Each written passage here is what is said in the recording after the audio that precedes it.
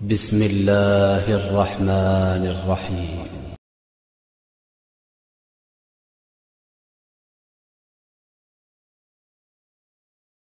رب ذوالجلال قرآن کریم فرقان حمید میں ارشاد فرماتا ہے انا فتحنا لک فتحا مبینا لیغفر لک اللہ ما تقدم من ذنبک وما تأخر ویتم نعمته علیک ویہدیک صراطا مستقیما وینصرک اللہ نصرا عزیزا هو الذی انزل السکینہ فی قلوب المؤمنین لیزدادوا ایمانا مع ایمانہم وَلِلَّهِ جُنُودُ السَّمَاوَاتِ وَالْأَرْضِ وَكَانَ اللَّهُ عَلِيمًا حَكِيمًا لِيُدْخِلَ الْمُؤْمِنِينَ وَالْمُؤْمِنَاتِ جَنَّاتٍ تَجْرِي مِنْ تَحْتِهَا الْأَنْهَارُ خَالِدِينَ فِيهَا وَيُكَفِّرَ عَنْهُمْ سَيِّئَاتِهِمْ وَكَانَ ذَلِكَ عِنْدَ اللَّهِ فَوْزًا عَظِيمًا۔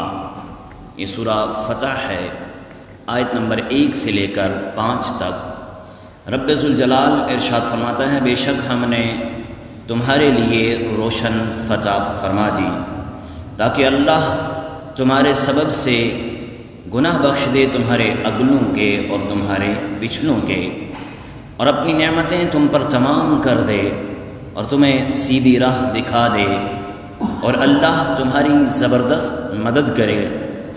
وہی ہے جس نے ایمان والوں کے دلوں میں اطمینان اتارا تاکہ انہیں یقین پر یقین بڑھے، اور اللہ ہی کی ملک ہیں تمام لشکر آسمانوں اور زمین کے۔ اللہ علم و حکمت والا ہے تاکہ ایمان والے مردوں اور ایمان والی عورتوں کو باغوں میں لے جائے جن کے نیچے نہریں رواں ہیں، ہمیشہ ان میں رہیں، اور ان کی برائیاں ان سے اتار دے، اور یہ اللہ کی یہاں بڑی کامیابی ہے۔ ان آیات مقدسہ میں اللہ تبارک و تعالیٰ نے اپنے محبوب سرور کائنات صلی اللہ علیہ وآلہ وسلم سے خطاب فرمایا، اور اس کا مطلب کیا ہے؟ اس کا مطلب یہ ہے کہ اے پیارے حبیب صلی اللہ علیہ وآلہ وسلم، بے شک ہم نے آپ کو کھلی فتح عطا فرمائی، فتح مبین عطا فرمائی، یعنی عظیم اور روشن فتح کا فیصلہ فرما لیا، اور اللہ تعالیٰ نے آپ کی وجہ سے آپ کے اگلوں کے اور آپ کے پچھلوں کے گناہ معاف کر دیے۔ انا فتحنا لک فتحا مبینا، اے محبوب ہم نے آپ کو کھلی فتح عطا فرمائی۔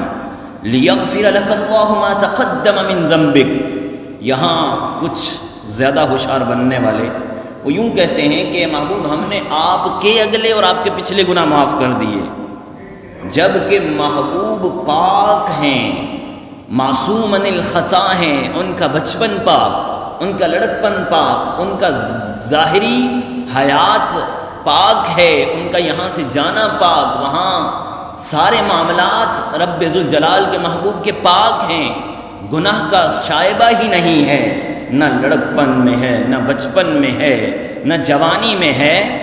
تو یہاں بنے گا کیا ترجمہ؟ بنے گا یوں، اے محبوب ہم نے آپ کی وجہ سے لیغفر لک اللہ ما تقدم من ذنبک وما تأخر، کہ ہم نے آپ کی وجہ سے آپ کے اگلوں کے اور آپ کے پچھلوں کے گناہ معاف کر دیے۔ آگے فرمایا لیغفر لک اللہ ما تقدم من ذنبک وما تأخر ویتم نعمته علیک ویہدیک صراطا مستقیما۔ اے محبوب صلی اللہ علیہ وسلم، آپ کی بدولت امت کی بھی مغفرت فرما دی، اور اللہ تعالیٰ نے اپنی دنیاوی اور دینی نعمتیں آپ پر تمام کر دی، اور آپ کو رسالت کی تبلیغ اور رسالت میں اصول اور قوانین قائم کرنے میں سیدھی راہ دکھا دی، اور آپ کی زبردست مدد فرمائی، اور دشمنوں پر کامل غلبہ آپ کو عطا فرمایا۔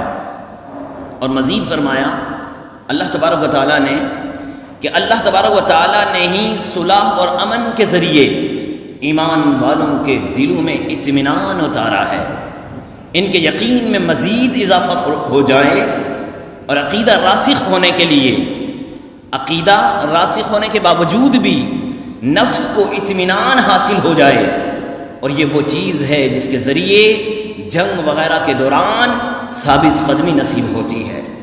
یاد رکھو آسمانوں اور زمینوں کے جتنے بھی لشکر ہیں یہ جیسے فرشتے ہیں، ساری مخلوقات ہیں، چرند ہیں، پرند ہیں، حیوانات ہیں، نباتات ہیں، یہ ساری کی ساری مخلوق، یہ لشکر آسمان اور لشکر زمین، یہ سارے کے سارے اللہ ہی کی ملک میں ہیں۔ وہ اس پر قادر ہے جس سے چاہے اپنے رسول صلی اللہ علیہ وسلم کی مدد فرمائے، لیکن اس نے کسی اور کو مدد کرنے پر مقرر نہیں فرمایا، بلکہ اے ایمان والو تمہارے دلوں میں اطمینان اتارا، تمہارے دلوں میں اطمینان اتارا تاکہ رسول کریم صلی اللہ علیہ وسلم کی مدد کرنا اور ان کے دشمنوں کو ہلاک کرنا تمہارے ہاتھوں سے ہو جائے۔ اس کی وجہ سے تمہیں ثواب کثیر ملے، ثواب عظیم ملے اور دشمنوں کو عذاب ملے۔ اللہ تبارک و تعالیٰ کی شان یہ ہے، وہ آسمانوں اور زمینوں کے تمام لشکروں کا علم رکھنے والا ہے اور ان کا انتظام بھی کرنے والا ہے اپنی حکمت کے ذریعے۔ یہ میں نے تفسیر خازن سے آپ کے سامنے کچھ پیش کیا ہے۔ اس آیت مبارکہ کا شان نزول مفسرین کچھ یوں بیان کرتے ہیں کہ انا فتحنا، یہ حدیبیہ سے واپس ہوتے ہوئے حضور پر نور صلی اللہ علیہ وآلہ وسلم پر نازل ہوئی۔ حضور صلی اللہ علیہ وسلم کو اس کے نازل ہونے سے بہت خوش ہوئے، اتنے خوش ہوئے کہ صحابہ کرام کو مبارکباد عطا فرمائی۔ چنانچہ حضرت انس بن مالک رضی اللہ تعالیٰ عنہ فرماتے ہیں کہ میرے آقا سرور کائنات صلی اللہ علیہ وآلہ وسلم پر جب انا فتحنا لک فتحا مبینا نازل ہوئی اور لے کر انا فتحنا لک فتحا مبینا سے لے کر فوزا عظیما تک یہ آیت مبارکہ نازل ہوئی، اس وقت حضور سرور کائنات صلی اللہ علیہ وسلم حدیبیہ سے واپس لوٹ رہے تھے۔ صحابہ کرام رضوان اللہ اجمعین کو بہت حزن تھا، ملال تھا۔ نبی کریم رؤوف الرحیم صلی اللہ علیہ وآلہ وسلم نے حدیبیہ میں اونٹ نہر فرمائے۔ جب یہ آیت مبارکہ نازل ہوئی تو ارشاد فرمایا مجھ پر ایک ایسی آیت نازل ہوئی ہے کہ مجھے ساری دنیا سے زیادہ یہ محبوب ہے، ساری دنیا سے زیادہ یہ محبوب ہے میرے دوست۔ اسی طرح ترمذی شریف کی حدیث مبارکہ آپ فرماتے ہیں، حضرت انس رضی اللہ تعالیٰ عنہ ہی سے ہے، آپ فرماتے ہیں کہ حدیبیہ سے واپسی پر نبی کریم صلی اللہ علیہ وسلم پر یہ آیت مبارکہ لِيَغْفِرَ لَكَ اللَّهُ مَا تَقَدَّمَ مِن ذَنبِكَ وَمَا تَأَخَّرَ وَيُتِمَّ نِعْمَتَهُ عَلَيْكَ وَيَهْدِيَكَ صِرَاطًا مُسْتَقِيمًا۔ آپ صلی اللہ علیہ وسلم پر نازل ہوئی تو آپ صلی اللہ علیہ وسلم نے ارشاد فرمایا آج مجھ پر ایسی آیت نازل ہوئی کہ جو مجھے روئے زمین پر موجود تمام چیزوں میں سے زیادہ محبوب ہے۔ پھر نبی کریم صلی اللہ علیہ وسلم نے صحابہ کرام رضوان اللہ علیہ مجمعین کے سامنے اس آیت مبارکہ کی تلاوت فرمائی تو انہوں نے عرض کی یا رسول اللہ صلی اللہ علیہ وسلم انا فتحنا لک فتحا مبینا، کہ آپ کو رب کائنات نے کھلی فتح عطا فرما دی۔ لیغفر لک اللہ ما تقدم من ذنبک، آپ کی وجہ سے آپ کے اگلوں کے آپ کے پچھلوں کے سب کے گناہ معاف ہو گئے۔ یا رسول اللہ صلی اللہ علیہ وسلم فداک ابی و امی، ہمارے ماں باپ آپ پر قربان ہو آقا، ہمارے لیے کیا نازل ہوا، ہمارے لیے کیا ہے اس میں؟ تو جب انہوں نے عرض کی نا تو آپ صلی اللہ علیہ وآلہ وسلم نے فرمایا اے میرے صحابہ مبارک ہو۔ حضور صلی اللہ علیہ وآلہ وسلم نے فرمایا مبارک ہو کس چیز کی؟ آگے تلاوت فرمائی، فرمایا لیدخل المؤمنین والمؤمنات جنات تجری من تحتها الانہار خالدین فیہا ویکفر عنہم سیئاتہم وکان ذلک عند اللہ فوزا عظیما۔ فرمایا تاکہ ایمان والے مردوں اور ایمان والی عورتوں کو باغوں میں لے جائیں جن کے نیچے نہریں رواں ہیں، جن کے نیچے نہریں رواں ہیں، ان میں رہیں گے اور ان کی برائیاں ان سے اتار دے گا رب کائنات، اور یہ اللہ پاک کی طرف سے ان کے لیے بہت بڑی کامیابی ہے۔ یہ سنن ترمذی شریف حدیث نمبر 3274 ہے۔ اب صلح حدیبیہ، اس کا مختصر واقعہ آپ علماء سے ویسے سنتے ہی آ رہے ہیں۔ ایک کنواں ہے اس کو حدیبیہ کہتے ہیں، مکہ المکرمہ کے نزدیک ہی یہ ہے۔ مختصر واقعہ یہ ہے کہ سید عالم صلی اللہ علیہ وآلہ وسلم نے خواب دیکھا اور خواب میں رب کائنات نے یہ دکھایا کہ رب کے محبوب صلی اللہ علیہ وآلہ وسلم اپنے اصحاب کے ساتھ مکۃ المکرمہ زادہ اللہ شرف و تعظیمہ میں داخل ہوتے ہیں، حلق فرماتے ہیں، کوئی قصر فرماتا ہے، کوئی حلق فرماتا ہے، اور اس کے بعد کعبۃ اللہ شریف میں داخل ہوتے ہیں اور کعبہ کی کنجی لی ہے، طواف فرمایا ہے، عمرہ کیا ہے۔ اصحاب کو اس خواب کی خبر دی تو سب اصحاب کو یکم ذی قعدہ 6 سنہ ہجری، یہ ذی القعدہ کا مہینہ چل رہا ہے، اسی نسبت سے آج کا بیان بھی ہے، یکم ذی قعدہ 6 سنہ ہجری کو سرور کائنات صلی اللہ علیہ وآلہ وسلم نے اپنے 14 یا 1500 صحابہ کرام علیہم رضوان کو ساتھ لیا اور ذوالحلیفہ میں پہنچ کر وہاں مسجد میں 2 رکعتیں آقا کریم علیہ الصلوۃ والسلام نے ادا فرمائی، آپ کے صحابہ نے بھی ادا فرمائی، اور عمرے کی نیت سے احرام باندھ لیا۔ حضور سرور کائنات صلی اللہ علیہ وآلہ وسلم کے ساتھ اکثر صحابہ کرام نے اسی وقت وہیں پر احرام باندھا، اور بعض صحابہ نے جو دوسرا مقام ہے وہاں پر احرام باندھا۔ راہ میں پانی ختم ہو گیا، اصحاب رسول صلی اللہ علیہ وسلم نے عرض کی، یا رسول اللہ صلی اللہ علیہ وسلم فداک ابی و امی، آقا پانی تو ختم ہو گیا، اب کیا کریں گے؟ آقا کریم کے ہی جو برتن تھا اس برتن میں بھی تھوڑا سا پانی تھا، باقی تمام کے برتن ختم تھے، خالی تھے۔ صحابہ کرام علیہم رضوان سے حضور سرور کائنات صلی اللہ علیہ وسلم نے ارشاد فرمایا، میرے صحابہ وہ برتن لے کے آؤ جو میرے وضو کا لوٹا ہے یا برتن ہے، اس کو لے کر آؤ۔ صحابہ کرام علیہم رضوان اس لوٹے کو لے کر آتے ہیں، اس پیالے کو لے کر آتے ہیں۔ میرے آقا سرور کائنات صلی اللہ علیہ وآلہ وسلم اس برتن میں اپنے انگشت مبارکہ، اپنے ہاتھ مبارک کو رکھتے ہیں، اب ارشاد فرماتے ہیں کہ اپنے اپنے برتن کو بھرنا شروع کر دو۔ صحابہ کرام کا عشق دیکھیں، یہ نہیں پوچھا آقا یہ تو چھوٹا سا پیالہ ہے، یہ نہیں پوچھا آقا اس سے کیسے پانی آئے گا، یہ نہیں پوچھا آقا یہ چشمہ نہیں ہے، یہ دریا نہیں ہے، یہ سمندر نہیں ہے، یہ عشق کی مالا تھی، پی رہے تھے حضور سے۔ آقا نے فرمایا اس برتنا شروع کر دو، برتن بھرنا شروع ہو جاتے ہیں۔ اپنے اونٹوں کے لیے بھی برتن بھر لیے، اپنے نہانے دہنانے کے لیے بھی برتن بھر لیے، وضو کے لیے بھی برتن بھر لیے۔ اب جب برتن بھر لیے جاتے ہیں، 1500 یا 1400 صحابہ کرام برتن بھر لیتے ہیں، پانی سے سیراب ہو جاتے ہیں، آقا کریم کے انگشت مبارکہ سے وہ پانی جاری ہوتا ہے۔ عاشق رسول دیکھیں نا، پوچھا گیا آقا کی بارگاہ سے جب پانی نکلتا، آقا کی انگلیوں سے، آقا کریم کی انگلیوں سے جب پانی نکل رہا تھا، آقا کے عاشق سیراب ہو رہے تھے۔ نہ وہ پانی زمین پر کسی کے پاس ہے، نہ آسمان پر کسی کے پاس ہے۔ حوض کوثر کا بھی پانی ایسا پانی نہیں ہوگا جو پانی آج صحابہ پی رہے ہیں، یہ عشق کی میں پی رہے ہیں، یہ عشق رسول کے جام پی رہے ہیں۔ وہ عاشق سیراب ہو رہے تھے، یہ وہ پانی تھا، نہ فرشتوں کو ملا ہے، نہ کسی یہ نبی کو ملا ہے، یہ صرف آقا کے صحابہ کو مل رہا ہے جو پی رہے ہیں، آقا کے صحابہ کو مل رہا ہے جو پی رہے ہیں۔ بہرحال سیراب ہو جاتے ہیں۔ پھر کیا ہوتا ہے؟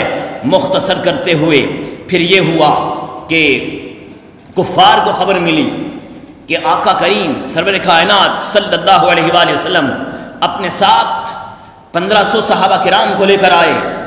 اب ادھر صحابہ کا پتہ چلنے والے کافروں نے تیاری کر دی کہ جنگ ان کے ساتھ کریں گے، ان کو مکہ میں کسی صورت میں داخل نہیں ہونے دیں گے۔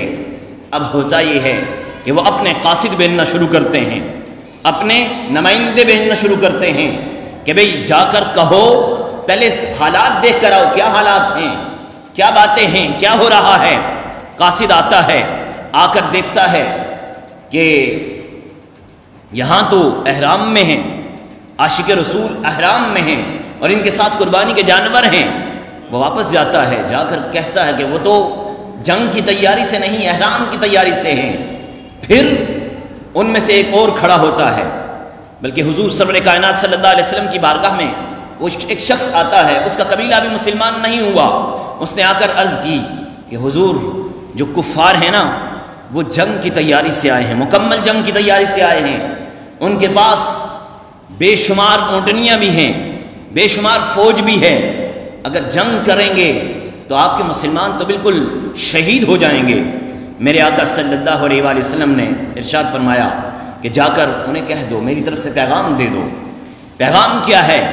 ان سے یہ پیغام دے دو کہ کچھ عرصے کے لیے ہم سے معاہدہ کر لو، کچھ عرصے کے لیے معاہدہ کر لو، اگر معاہدہ نہیں کرتے تو پھر تیار ہو جائیں، جنگ کے لیے ہم اس وقت تک لڑتے رہیں گے کہ جس وقت تک اللہ کے اس آخری نبی کے سانس باقی ہے، جس وقت تک اس کے تن کے ساتھ اس کا گردن باقی ہے، اس وقت تک ہم لڑتے رہیں گے۔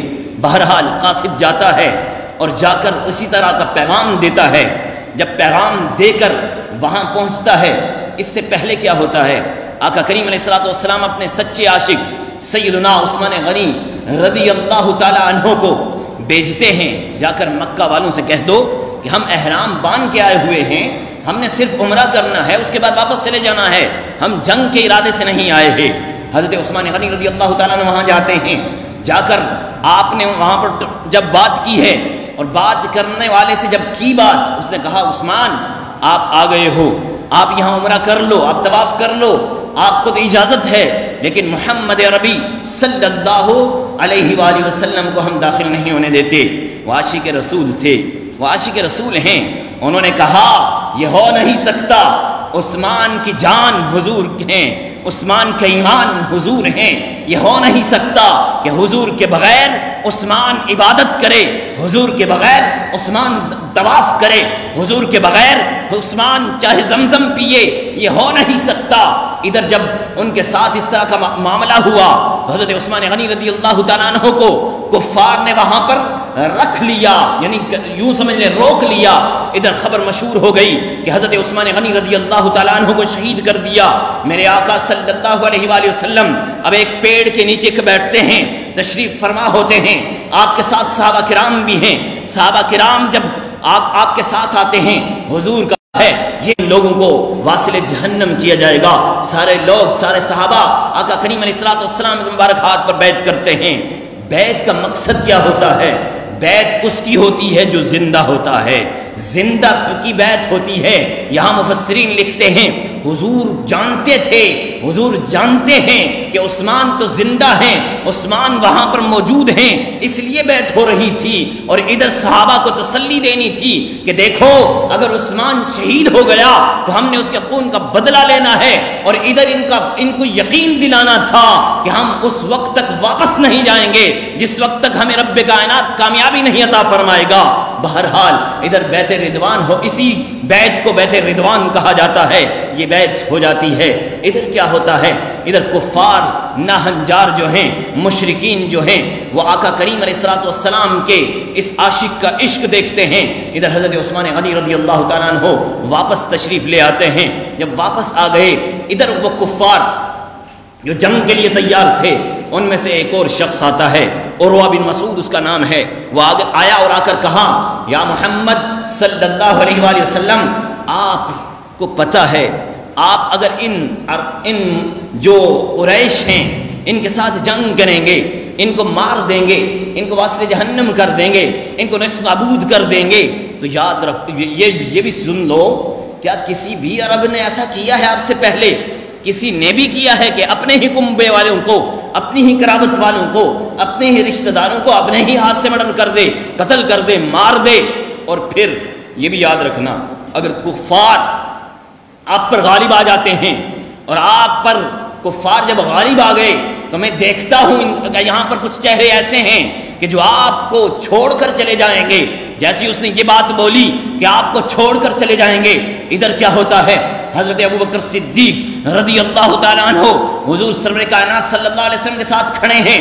انہوں نے کہا اے لعین بدبخت، تو یہ کہتا ہے کہ ہم حضور کو چھوڑ کر چلے جائیں گے، تجھ پر تیری ماں روئے۔ اور حضرت صدیق اکبر رضی اللہ تعالیٰ عنہ نے ایک اور سخت سے سخت بات، جو اس وقت عرب کے مشہور بات تھی کہ جو سب سے گھٹیا قسم کا شخص ہوتا اسے وہ بات بولی جاتی تھی، حضرت ابوبکر صدیق رضی اللہ تعالیٰ عنہ نے وہ بات اسے بولی۔ اب یہ سٹپٹا گیا، یہ تڑپ گیا کہ یہ کیا ہو گیا، یہ تو بہت بڑا اپنے آپ کو کہلاتا تھا، فن خان کہلاتا تھا، یعنی یوں سمجھ لے وڈیرا شاہی اس کی تھی، اس کا سکہ چلتا تھا، اس کے سامنے لوگ ہاتھ جوڑ کے ہاتھ باندھ کے کھڑے رہتے تھے، اور ایک دم یہ چونک گیا کہ یہ کیا بات ہوئی، مجھے اس طرح کی بات کس نے کہہ دی؟ حضور سرور کائنات صلی اللہ علیہ وسلم سے پوچھتا ہے کہ یا رسول اللہ یہ کون ہے جس نے مجھے اس طرح کا جواب دیا ہے؟ سرور کائنات صلی اللہ علیہ وسلم نے فرمایا اے عروہ بن مسعود تو نہیں جانتا یہ کون ہے؟ یہ سیدنا صدیق اکبر رضی اللہ تعالیٰ عنہ ہیں۔ جب اس نے اس نام سنا تو اس پر حضرت صدیق اکبر رضی اللہ تعالیٰ عنہ کا پرانے زمانے میں ایک احسان تھا، وہ احسان ایسا تھا کہ کہنے لگا اے صدیق، اے ابو بکر، اگر تمہارا احسان مجھ پہ نہ ہوتا جس کا بدلہ میں ابھی تک نہیں چکا سکا تو میں تمہاری سخت بات کا جواب ایسا دیتا کہ تم یاد رکھتے۔ اور پھر ان عرب کا ایک مشہور حالت ہوتی تھی کہ جب کسی سے بات کرتے وہ بات کرتے ہوئے اس کی داڑھی کے ساتھ اس کی ٹھوڑی کے ساتھ ہاتھ لگاتے تھے۔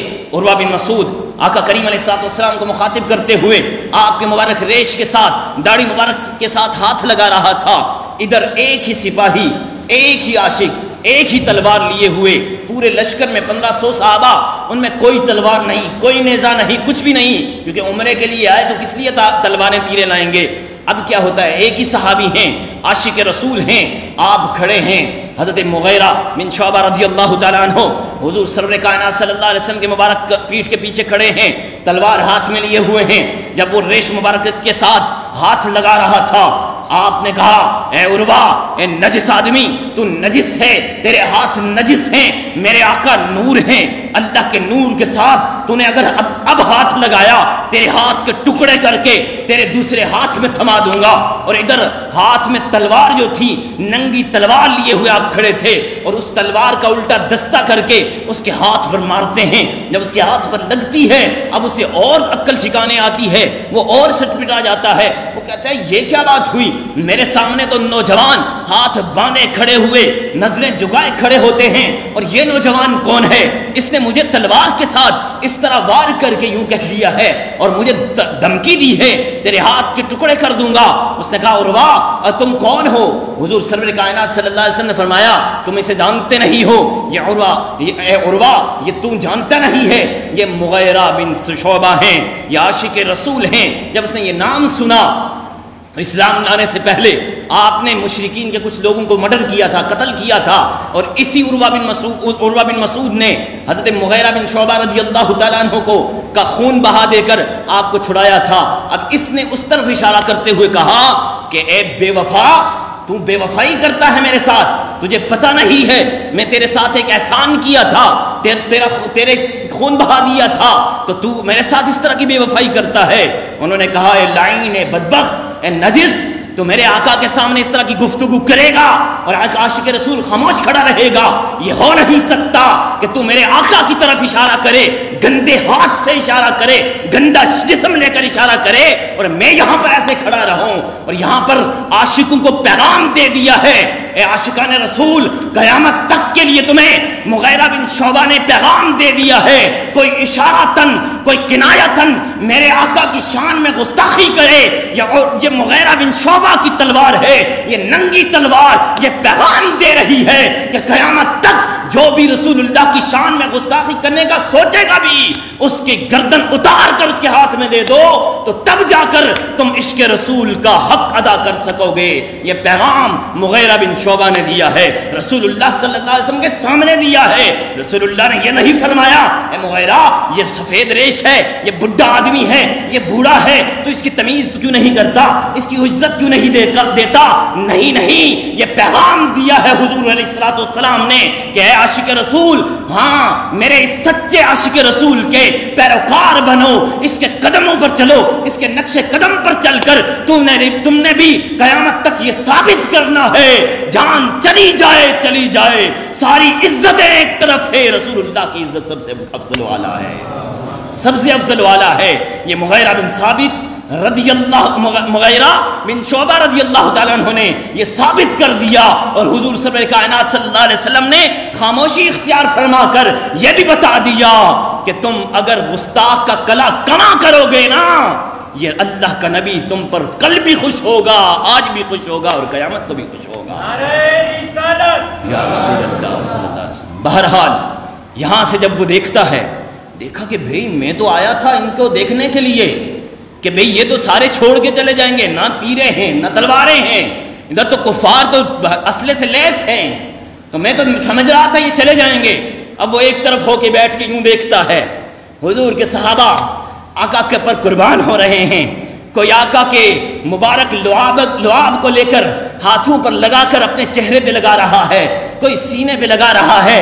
حضور اپنے مبارک ہاتھوں کو دھوتے ہیں، اپنا وضو مبارک کرتے ہیں، وضو کا دھون کو اس طرح لیتے ہیں کہ اب یوں محسوس ہو رہا ہے ان کے درمیان تلواریں چل جائیں گی۔ یہ پہلی مرتبہ یہ دیکھنے والا مغیرہ ہے، یہ دیکھنے والا یہ عروہ بن مسعود ہے، یہ جب دیکھ رہا ہے ایک طرف ہو کر دیکھ رہا ہے، یہ بڑے بڑے سلاطین کے پاس بھی گیا ہوا تھا، بڑے بڑے بادشاہوں کے پاس یہ گیا ہوا تھا، بڑے بڑے حکمرانوں کے پاس یہ گیا ہوا تھا، لیکن اسے ایسا بادشاہ کوئی نہیں ملا کہ ایسا بادشاہ کہ جب اشارہ کرے، اگر خاموشی کا اشارہ کرے سب ساکت ہو جاتے ہیں، جب گفتگو کرے سب نظریں جھکا لیتے ہیں، جب لوگوں کے چہرے کی طرف دیکھے سب نظریں جھکا لیتے ہیں، جب یہ اپنے نظروں کو نیچے کرے تو سارے کے سارے عشق رسول میں تڑپ کر حضور کے چہرے کا دیدار کریں۔ یہ عاشقوں کا مچلنا، پروانہ وار قربان ہونا، یہ پہلی مرتبہ دیکھ کر وہ بوڑھا جو تھا وہ بڑی حیرت سے دیکھتے ہوئے اب جاتا ہے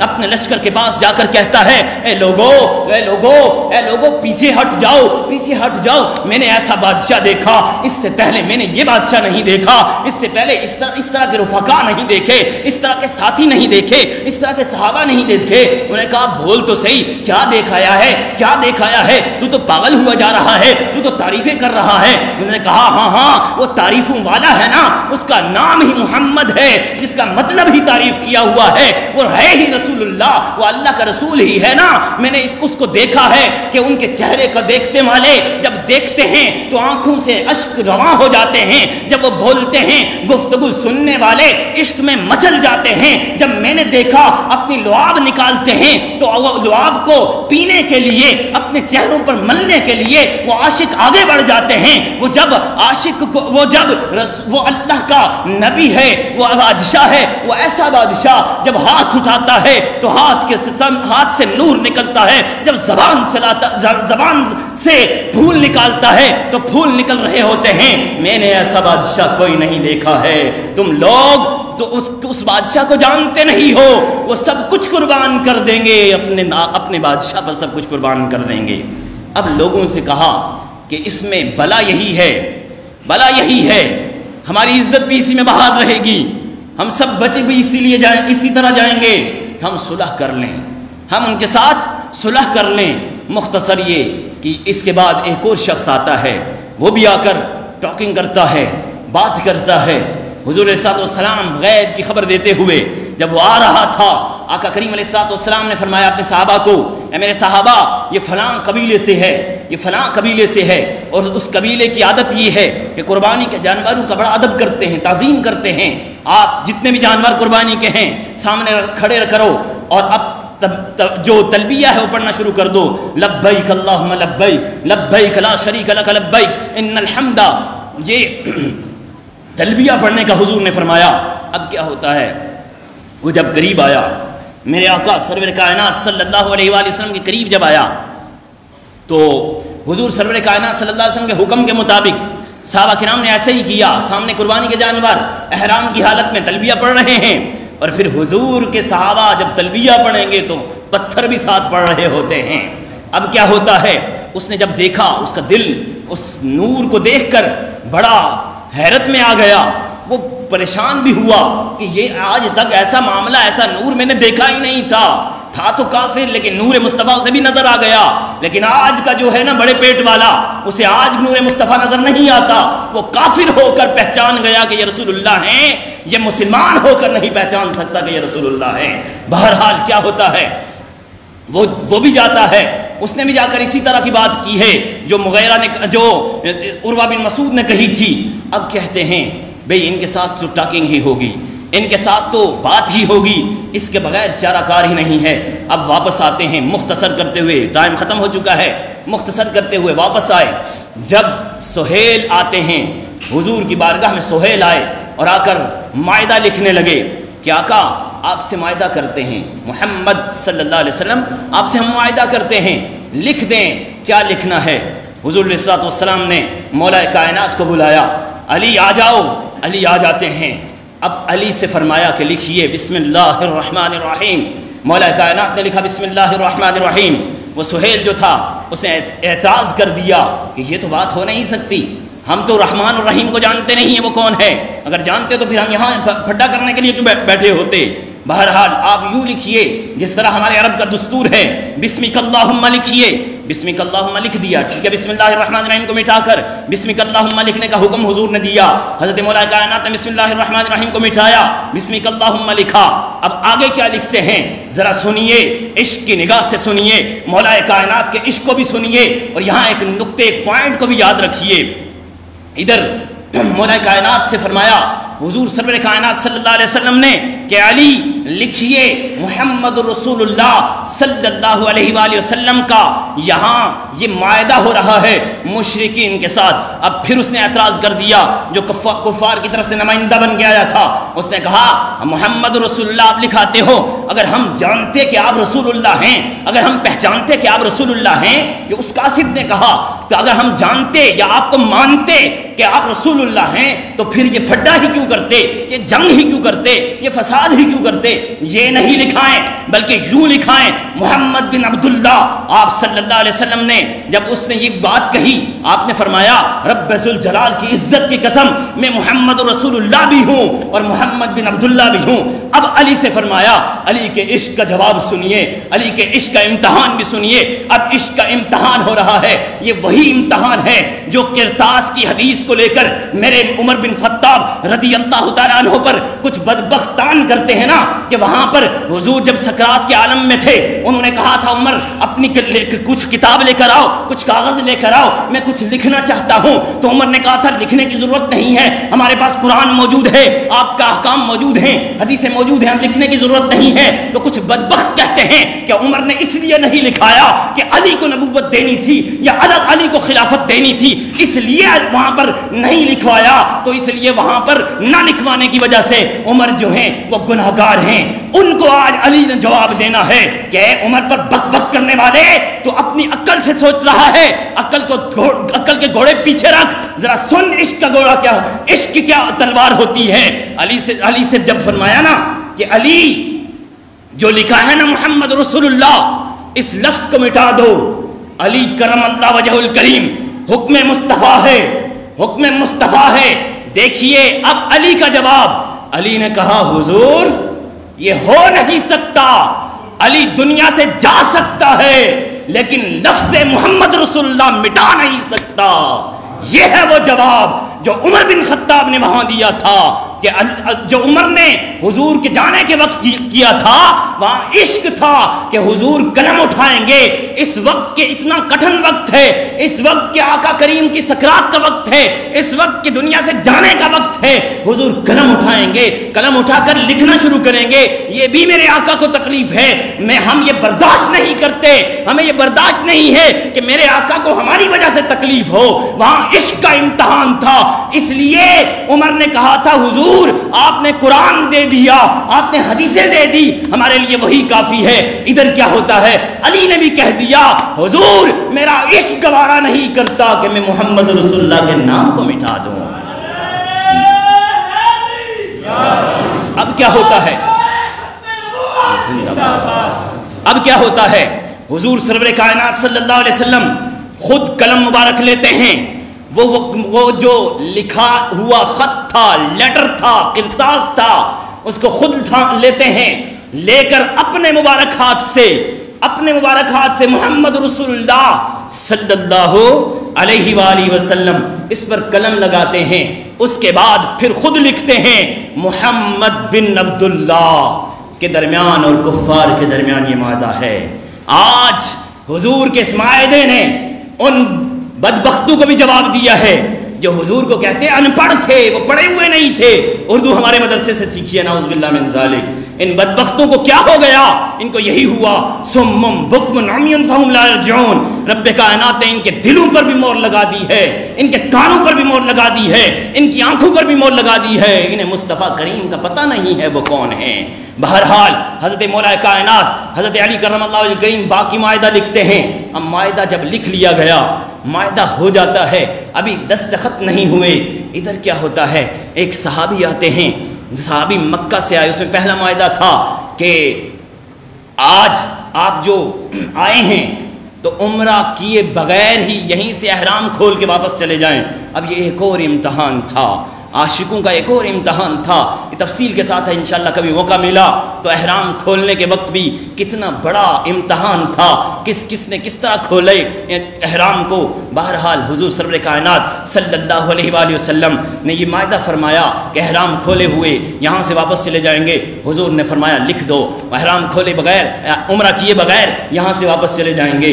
دوسرا معاہدہ یہ تھا کہ مکے کا اگر کوئی شخص مسلمان آپ کے پاس آئے، آپ نے اس کو واپس بھیج دینا ہے، اور مدینے کا اگر کوئی مکے کی طرف ہمارے پاس آ جائے گا ہم نے اسے واپس نہیں کرنا۔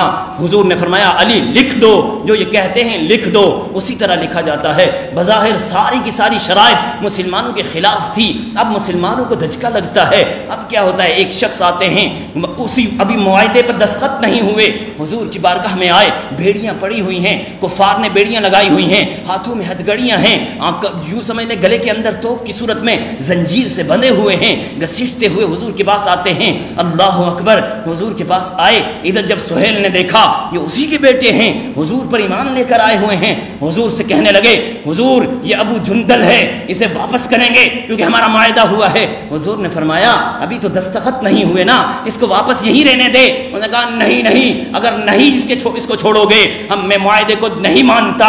حضور نے فرمایا چلو اس کو جانے دو۔ اب ہوتا کیا ہے، زخموں سے چور چور ہیں، ہاتھ میں ہتھکڑیاں ہیں، پاؤں میں بھیڑیاں ہیں۔ جب واپس جانے لگے حضور سے عرض کرتے ہیں آقا میں تو یہ سمجھ کے آیا تھا آج میری مراد پوری ہو جائے گی، میں آقا کے پاس چلا جاؤں گا، ان کے ظلم و ستم سے میں بچ جاؤں گا، آقا مجھے نہ بھیجیں، مجھے پھر یہ ماریں گے، پھر یہ تکلیف دیں گے۔ حضور نے فرمایا نہیں، اب معاہدہ ہو چکا ہے نا، معاہدہ ہو چکا ہے، بھلے دستخط نہیں ہوئے، معاہدہ ہو گیا، اب اس سے انحراف نہیں ہو سکتا، اس سے پھرا نہیں جا سکتا۔ یہ حضور کا پیغام یہ معاہدہ کرنے والوں کے لیے بھی ہے۔ آج بدبخت معاہدہ کرتے ہیں، معاہدے سے پھر جاتے ہیں، ٹی ویوں پہ آ کر بھی بتاتے ہیں ہم نے معاہدہ کر لیا ہے، اتنے معاہدے اتنے پوائنٹ پہ ہم نے دستخط کر دیا ہے۔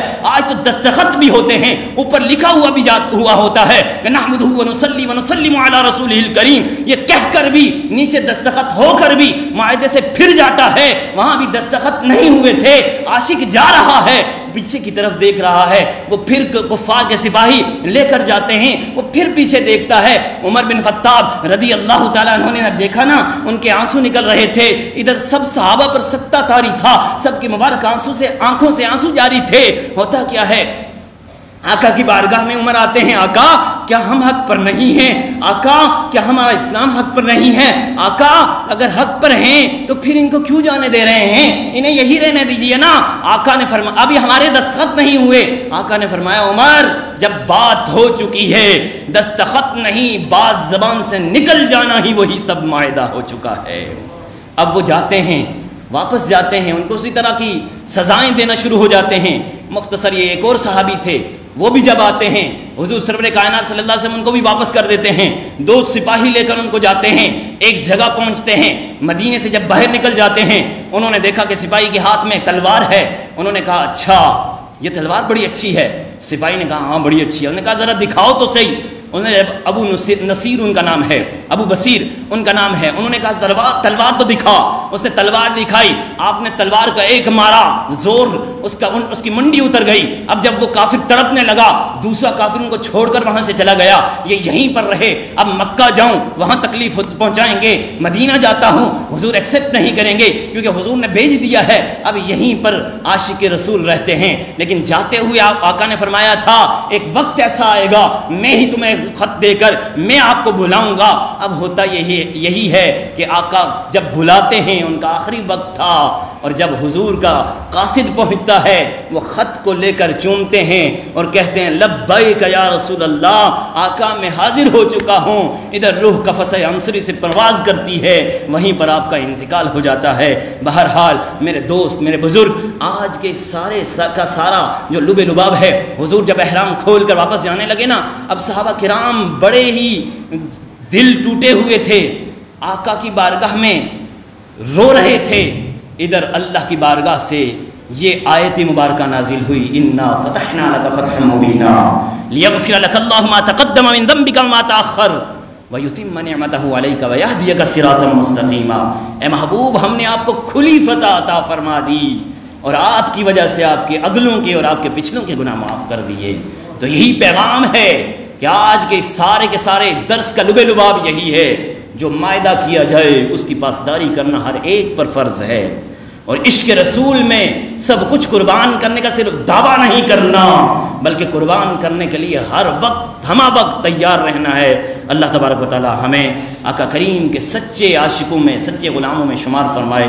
وآخر دعوانا ان الحمدللہ رب العالمین۔ اللہ اللہ